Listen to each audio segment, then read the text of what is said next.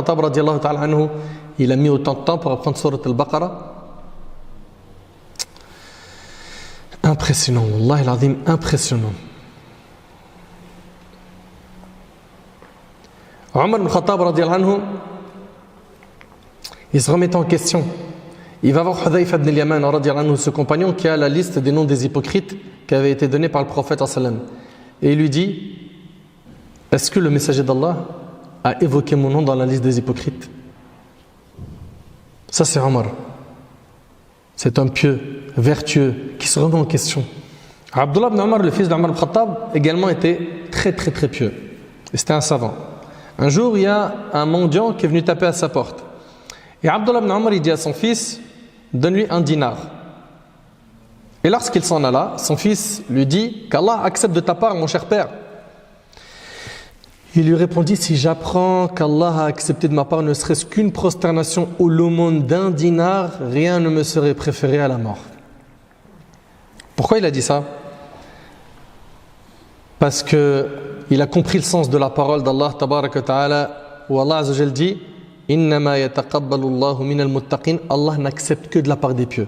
C'est pour ça qu'il a dit: si j'apprends qu'Allah a accepté de ma part une seule prosternation, c'est-à-dire qu'il est quoi? Il est pieux, parce qu'Allah n'accepte que des pieux.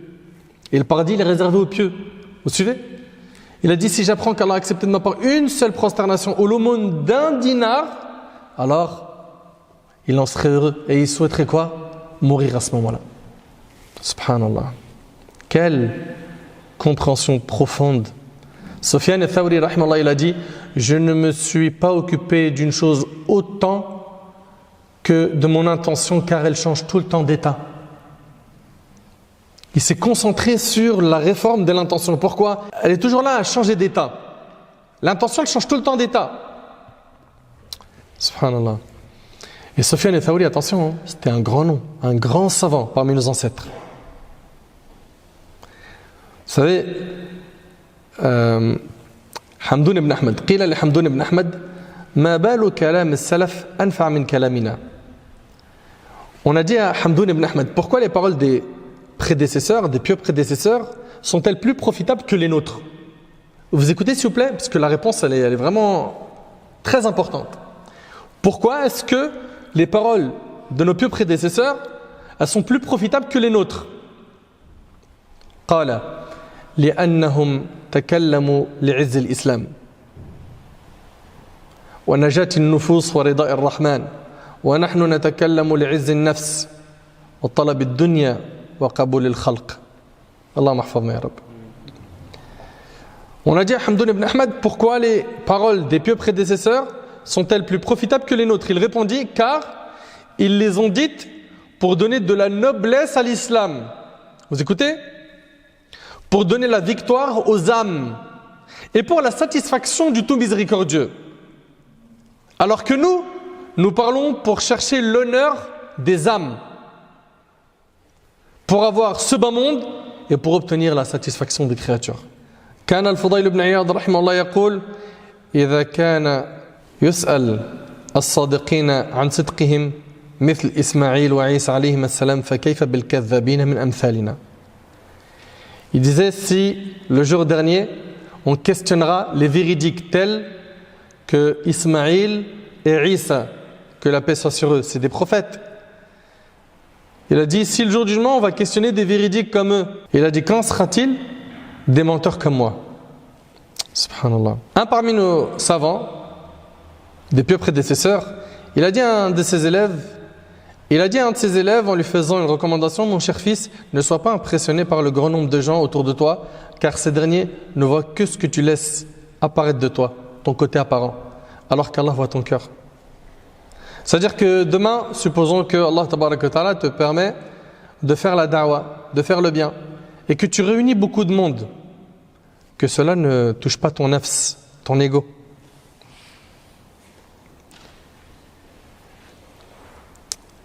Subhanallah, Abdullah ibn Mas'ud radiyallahu ta'ala anhu, c'était un savant. Il a appris de la bouche du prophète sallam plus de 70 sourates, comme c'est rapporté par l'imam al-Bukhari. C'était un savant, Abdullah ibn Mas'ud. Et comme ça se passe aujourd'hui, quand un cheikh il finit un vers, une khutbah, il y a des gens qui le suivent il va lui poser des questions, d'autres ils sont plus dans l'admiration de la personne, etc. Et Abdullah ibn Mas'ud radiyallahu anhu, il a été suivi. فَجَعَلُوا يَمْشُونَ خَلْفَهُ فَقَالَ أَلَكُمْ حَاجَةٌ. Ils ont commencé à marcher derrière lui, il leur a dit vous avez besoin de quelque chose? قالوا لا. Ils ont dit non. قال ارجعوا.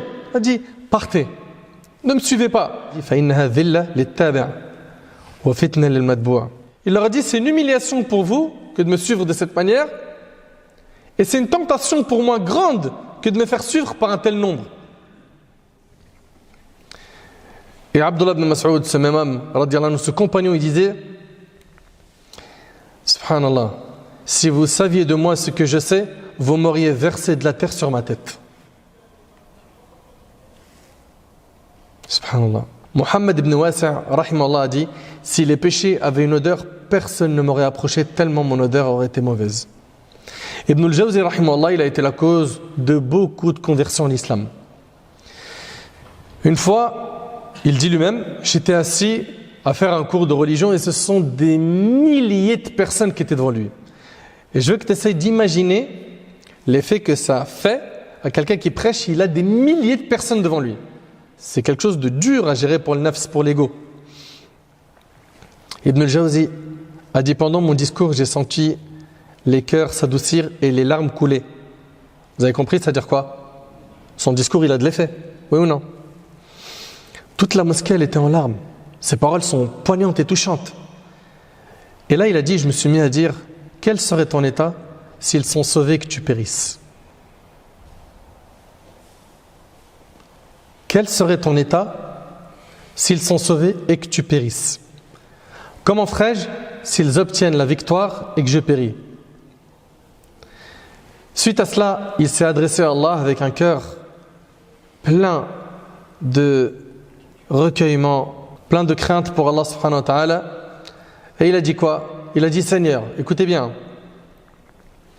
Il a dit Seigneur maître, si demain tu m'anéantis par ton châtiment, alors ne les informe pas de mon châtiment afin de préserver ta noblesse et que l'on ne dise pas qu'une personne qui orientait les gens vers toi a été châtiée. Subhanallah.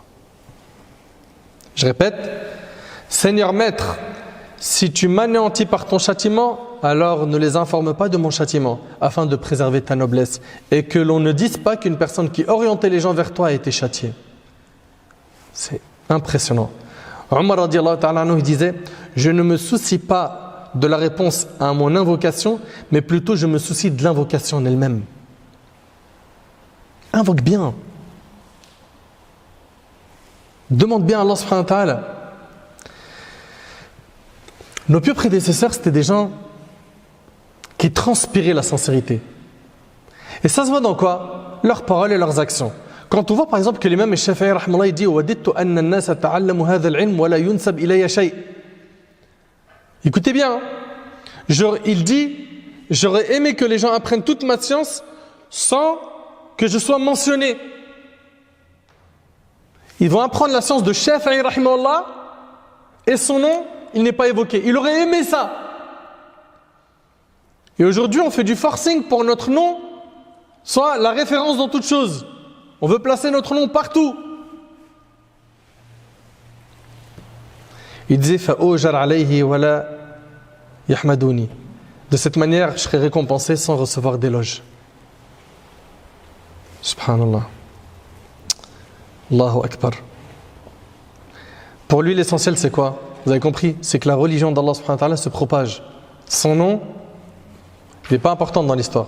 Et l'imam Shafi'i rahimahullah, il dit ما نظرت أحدا إلا قلت اللهم أجري الحق على قلبه ولسانه فإن كان الحق معي اتبعني وإن كان الحق معه اتبعته.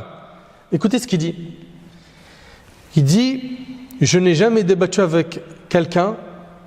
Écoutez attentivement. Il dit je n'ai jamais débattu avec quelqu'un sans avoir invoqué Allah en ces termes.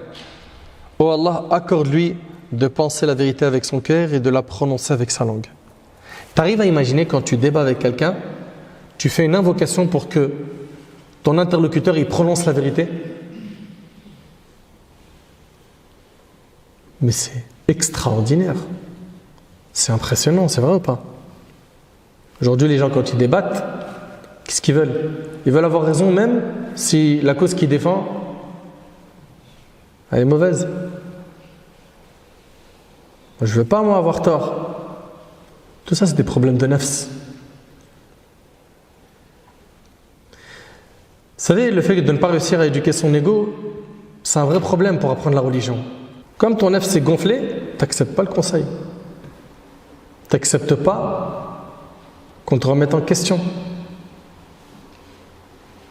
Comme ton nafs s'est gonflé, tu crois tout comprendre et que le prof, il comprend moins que toi. Non, mais je voulais vous dire, en fait, ce prof-là, il est bof. Ce prof-là, en fait, dans sa méthode, je l'ai conseillé, il ne veut pas m'écouter. Mais excuse-moi, attends, t'es un élève. C'est-à-dire, rappelle-toi, t'es un élève. Lui, c'est un prof. C'est-à-dire que s'il est placé dans cet endroit-là, c'est que forcément, il a les outils pour t'enseigner ce qu'il doit t'enseigner. Maintenant, si toi, tu as fait une proposition, elle n'a pas été retenue, ton nafs, écrase-le, piétine-le. Tu vas profiter de cette manière. Mais si tu n'acceptes pas qu'on te tire un petit peu les oreilles, qu'on te remonte les bretelles, tu vas faire quoi? Tu vas faire 3-4 mois d'études, tu vas arrêter. C'est qui le perdant? C'est toi. C'est toi le perdant. Mais par contre, ceux qui font preuve de patience dans talab al-ilm, ça paye. Ça payera pas peut-être tout de suite. Ça prend du temps. Mais, alhamdulillah, tu vas énormément profiter. Parmi les signes d'ostentation chez un demandeur de science, on a le fait qu'il soit audacieux dans l'émission des avis juridiques. Il se prononce partout. Halal, haram. Il aime la polémique. Il méprise ceux qui ne sont pas d'accord avec lui. Il leur tourne le dos. Il ne va plus étudier chez eux.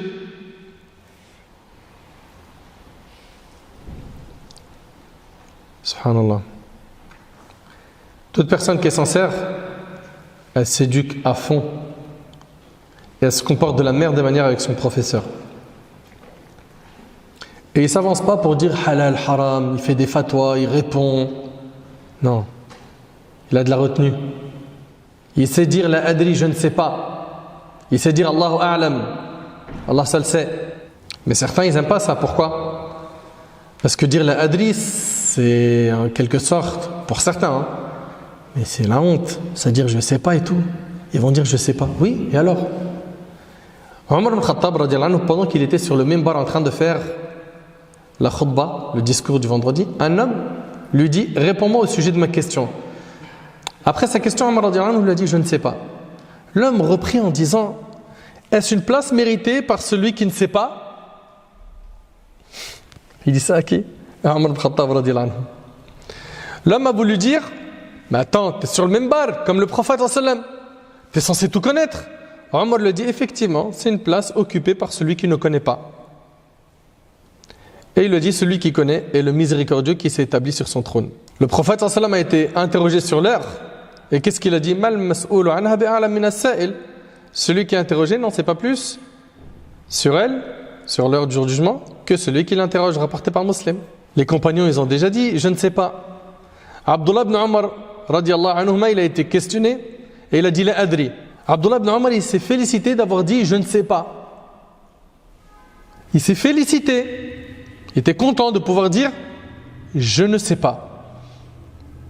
Mais aujourd'hui, non. L'imam Malik, rahimahullah, قد روي عن مالك بن أنس أن رجلا سأله عن مسألة فقال لا أدري. L'imam Malik, quelqu'un l'a questionné sur un sujet religieux et il a dit la adri, je ne sais pas. فقال سافرت البلدان إليك. Il a dit j'ai traversé plusieurs pays pour venir jusqu'à chez toi. فقال ارجع إلى بلدك وقل سألت مالكا فقال لا أدري. C'est dans Saïd al-Khatir. Il a dit retourne de là où tu viens et dis aux gens j'ai questionné l'imam Malik qui m'a dit je ne sais pas. Allahu Akbar. Allahu Akbar. Subhanallah. وأخرج ابن عبد البر رحمه الله بسنده عن عبد الرحمن بن مهدي قال كنا عند مالك بن أنس فجاء رجل فقال يا أبا عبد الله جئتك من مسيرة 6 أشهر. Il a dit حملني أهل بلدي مسألة أسألك عنها قال فسأله الرجل عن مسألة قال لا أحسنها قال فبهت الرجل كأنه قد جاء إلى من يعلم كل شيء قال فأي شيء أقول لأهل بلدتي إذا رجعت لهم قال تقول لهم قال ملك لا أحسن. Subhanallah. Cet homme-là, il est parti voir l'imam Malik et son voyage a duré, écoutez bien, 6 mois. T'arrives à imaginer un petit peu? Mais déjà, vous réalisez un peu à l'époque comment c'était? 6 mois. Aujourd'hui, ton voyage, maximum, il va faire 40 heures. Hein, d'ici, tu pars en Australie, par exemple. Et là, 6 mois de voyage. Et il va voir l'imam Malik. Et l'imam Malik, il lui dit, j'ai pas la réponse. Je lui dis, mais qu'est-ce que je vais dire aux gens quand je vais rentrer chez moi? Il dit, va dire que l'imam Malik ne sait pas. Aussi simple que ça. Allahu Akbar. Allahu Akbar. Aujourd'hui, il y a des gens qui n'aiment pas être questionnés et dire je ne sais pas. Vous savez, il y a une histoire est très connue. Peut-être vous la connaissez, l'histoire du Khinfishar. Vous la connaissez? Non? C'est une histoire, elle est drôle. C'est un homme, à chaque fois qu'on lui posait une question, il répond. Jamais de la vie il a dit je ne sais pas. Tout le temps tu lui poses une question, il répond. D'accord? Il répond. Tu lui poses des centaines de questions, il débite. Pas une fois il dit je ne sais pas. Les gens ils ont voulu le mettre à l'épreuve, alors ils ont inventé un mot qui n'existe pas. Ok? Ce mot c'est Al-Khinfishar. Lui, tout de suite, il a dit ah ce mot. Alors déjà il n'existe pas en arabe. Hein. C'est pas la peine de chercher dans le dictionnaire. Ok?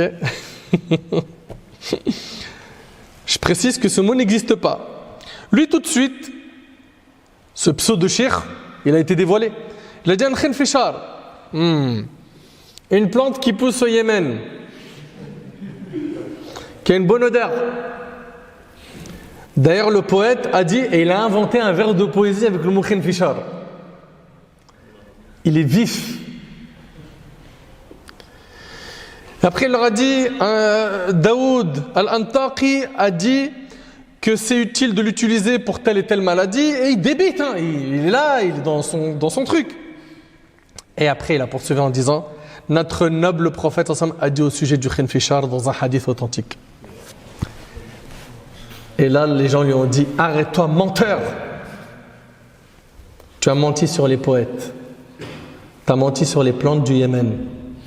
Et tu veux en plus de cela mentir sur le prophète alayhi salatu wassalam. Cet homme-là, le plus important pour lui, c'était quoi? C'était quoi? Son image devant les gens, oui ou non? Je peux pas dire je ne sais pas. Hchouma, la honte. Et on en a plein des khinfashariyun aujourd'hui. Hein. Non? Subhanallah. Vous avez jamais reçu des messages que vous avez transmis direct sans vérifier? Faites attention, Allah yabarik fikum, de ne jamais parler sans science, de ne jamais transférer un message sans l'avoir vérifié. Des fois, tu reçois un SMS, il y a écrit une personne a transmis ce message à 40 personnes et il a gagné de l'argent. Il a vu son business fructifier. Un autre, il ne l'a pas transféré, il l'a gardé, son fils est mort. Et derrière, il n'y a pas la notion de vérification. Copier-coller, envoie, copier-coller, envoie, copier-coller, envoie. C'est grave. C'est hyper. Tout ça, c'est grave. Et vous savez, le prophète m'a dit, il suffit à la personne comme mensonge de transmettre tout ce qu'elle entend rapporter par le musulman. Tu vas être considéré comme un menteur. Tu es là, tu fais des copier-coller et tu envoies tout ce que tu reçois sans vérifier si c'est vrai ou c'est faux. Tu n'as pas le niveau, transmets pas. Tu connais pas quelqu'un de science qui peut vérifier ça? Transmets pas. Non, parce que ça a l'air croustillant, waouh, et tout, le truc de fou en plus. Dans le texte, lui, il a pleuré, et ceci. Et alors? T'as pas les moyens de vérifier, ça reste au chaud dans ton téléphone. Et tu demandes la source à la personne qui t'a envoyé cette info. Je vous mets en garde contre ce type de comportement, barakallahu fikum. Faites attention. Faites très très attention à ce que vous transmettez aux gens, barakallahu fikum. Écoutez avec moi cette histoire qui est très impressionnante.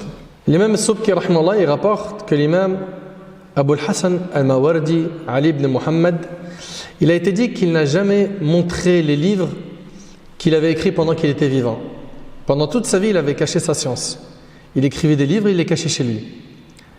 Lorsqu'il sentait que c'était les derniers moments de sa vie, qu'il allait bientôt mourir, il a dit à une personne en qui il avait confiance: oh un tel, mes livres que j'ai écrits sont dans tel endroit. Lorsque tu me verras dans les derniers souffles de ma vie, sois près de moi et garde ta main dans la mienne. Si jamais pendant que mon âme sort, ma main serre la tienne fort, c'est qu'Allah a fait sortir mon âme difficilement. Et cela signifiera qu'Allah n'a pas accepté mon œuvre. Dans ce cas, retourne chez moi et ces livres-là, tu ne les propages pas. Et il a dit, par contre, si tu vois que ma main elle est souple et qu'elle ne serre pas la tienne fort, c'est qu'Allah m'aura donné ce que j'espérais avoir. Subhanallah.